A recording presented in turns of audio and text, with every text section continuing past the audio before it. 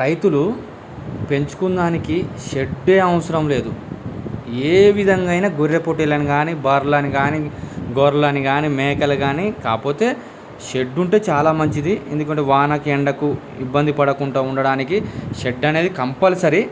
కానీ ఎట్లయినా గొర్రె పిల్లలను పెంచాలి, ఎట్లయినా బర్రెలను పెంచాలన్నప్పుడు దానికి ప్రత్యామ్నాయంగా ఉన్న దాంట్లోనే మనం ఏదో ఒక విధంగా ఏర్పాటు చేసుకోవాలి. గడ్డిని ఎట్లా తీసుకురావాలి, ఎక్కడ వేయాలి, ఎక్కడ అనేది ఇప్పుడు ఇంత పెద్ద గొర్రె పొట్టేళ్ళు చాతురు పొట్టేళ్ళు అవి చూడు మంచిగా అడవిలో తిప్పుకొస్తారు పచ్చడి మేత. ఇది నాకు తెలిసి పెద్ద పెద్ద చెరువులు సంబంధించిన జాగాలు కావచ్చు. ఇవి మొత్తం బక్రీద్ కోసం పెంచుతున్నాడు ఈ రైతు.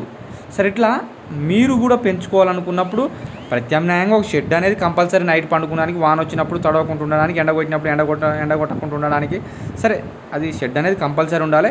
సరే, మన స్తోమత బట్టి ఉన్నంతలో వేసుకొని అప్పు లేకుండా చేసుకుంటే ఇంకా బాగుంటుంది. రైతులు కూడా ప్రతి ఒక్కరు ఆలోచించుకుంటే ఇంకా బాగుంటుంది. ఆలోచించి పని చేయాలి. ఏదైనా సరే చేస్తున్నాం కదా, ఉరుకుతున్నాం కదా, పైతుంది కదా, పోతే పోయింది, అప్పే కదా, తీరుస్తా కదా అని అట్లా కాదు.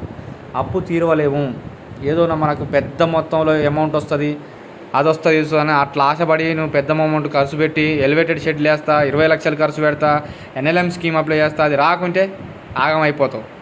అందుకనే మంచిగా ఆలోచన చేసి మంచి విధానాలతోటి తక్కువ రేట్లు ఎక్కడ దొరుకుతాయి పొట్టేళ్ళు, వాటిని తెచ్చుకొని మనం ఎక్కువ రేట్లు ఎక్కడ అమ్ముకోవాలి. అదే కదా బిజినెస్ అంటే. ఇప్పుడు లాభాలు లేనిది వేస్ట్. ఏదో సమాజ సేవ చేస్తాం, అది చేస్తాం, ఇది చేద్దాం అంటే కుదరని పని. ఈ రోజుల సమాజ సేవలో కూడా ఒక భాగం, నీకు 2% ఒక 10% నువ్వు సమాజ సేవ చేయి. నేను కూడా అదే ఉద్దేశం అనుకుంటాం. కానీ సమాజ సేవతో పాటు నీ కుటుంబాన్ని నీకు అన్నీ చూసుకోవాలి కనుక, మంచి లాభాలు గడించాలి కనుక జర జాగ్రత్తతో పని చేసుకుంటూ పోవాలి. మంచి పిల్లలు తెచ్చుకోవాలి. సచ్చే పిల్లలు అసలు తెచ్చుకోవద్దు. చిన్నపిల్లలు మరీ చిన్న పిల్లలు తెచ్చుకున్నా కూడా పొట్టలు పెడతాయి మట్టి తిని. అందుకని జాగ్రత్తగా పెద్ద పిల్లల్ని తెచ్చుకోవాలి. ఒక రూపాయి పోయినే లేదు, మళ్ళీ రూపాయి లాభం వచ్చేటట్టు మంచిగా చదువుకొని మంచి విధానాలతో పెంచుకుంటూ పోవాలి. అధిక ఖర్చులు పెట్టొద్దు అనేది నా ఉద్దేశం. అందుకని రైతుకి ఏదో ఒక విధంగా మన ఛానల్ కానీ మనం కానీ ఏదో ఒక సలహాలు ఇవ్వాలనే ఉద్దేశంతో ప్రతిసారి ఒక వీడియో చేస్తూనే ఉన్నా. చూసేవాళ్ళు చూస్తూనే ఉన్నారు కనుక ఇంకా పెద్ద మొత్తంలో చదువుకునే వాళ్ళు కూడా, రైతులు కూడా జర జాగ్రత్తగా ఉండండి. పిల్లల్ని మంచి పోషణతోటి మంచిగా చదువుకోవాలనేది నా కోరిక. జాగ్రత్త.